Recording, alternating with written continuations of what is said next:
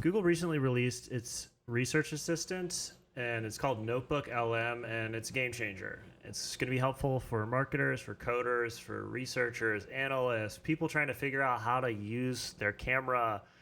And today, by the end of the video, you will understand how this thing will be helpful. It can literally generate a podcast out of an article. So for the content game, totally game changer. For understanding any concept, if you're trying to learn a new topic for school or for work, for coding, whatever it is, it's just crazy. So let's jump in and make sure you stay till the end because it's going to be very, very helpful. So let's cover a couple different use cases. Just Google up NoteBookLM. I don't need to teach you how to Google.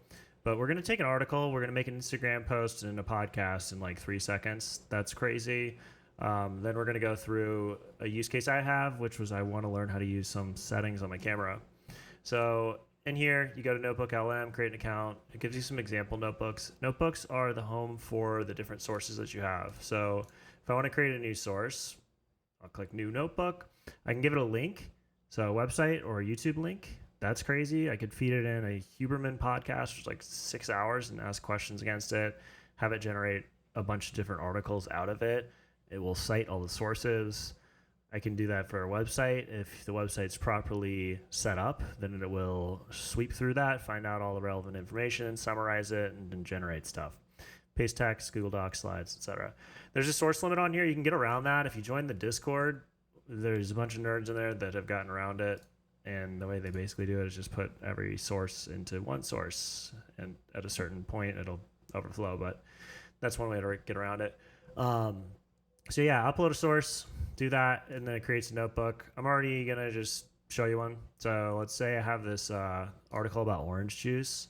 Orange juice is better for hydration than water. Why? Well, let's find out.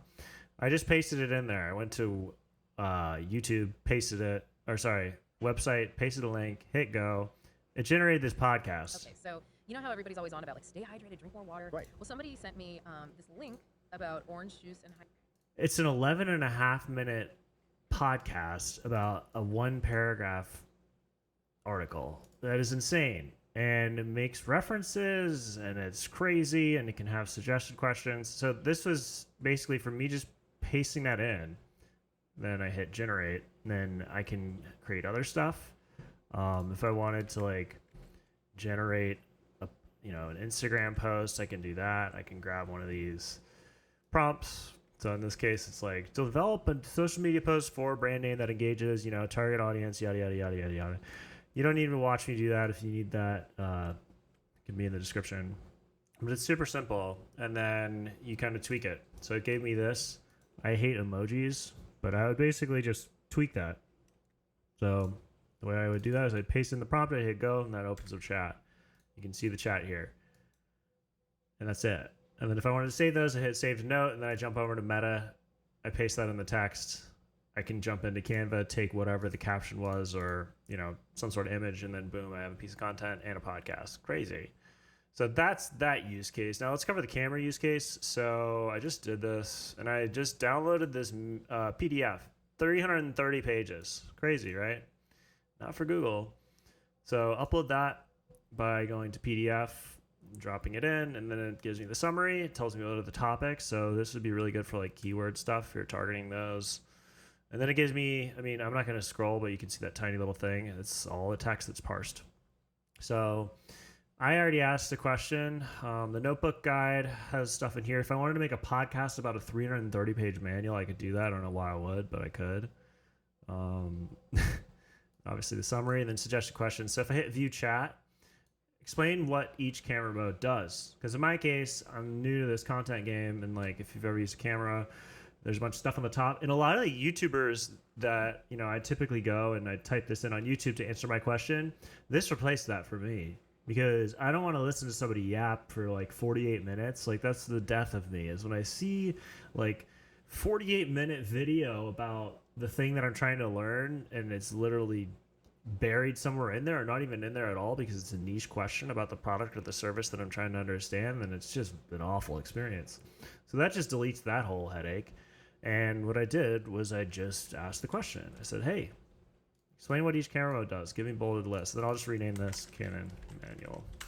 Cool. Done. That's pretty much it.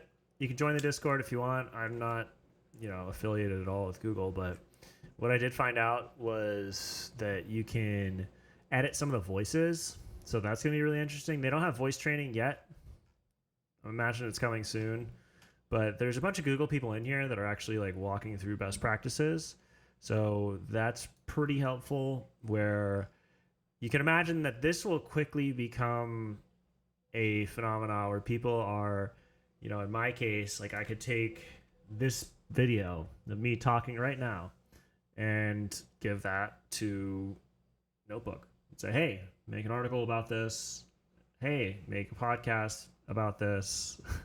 Then I could also train it on my voice so that I could take any input material, like a 330 page camera guide. I mean, this would be an awful podcast, but it would be, Parker talks about the Canon PowerShots G7X Mark III for 40 minutes. There's people on that Discord that are making 40-minute podcasts. So that's it for now. If this is helpful, make sure you like the video before you leave. You click the button, 1, 2, 3, click the button. Thank you. And then subscribe to the channel. I'll be making more videos like this. They're typically around like tech stuff and everything that I'm learning because I'm on the frontier of it. And have a good day.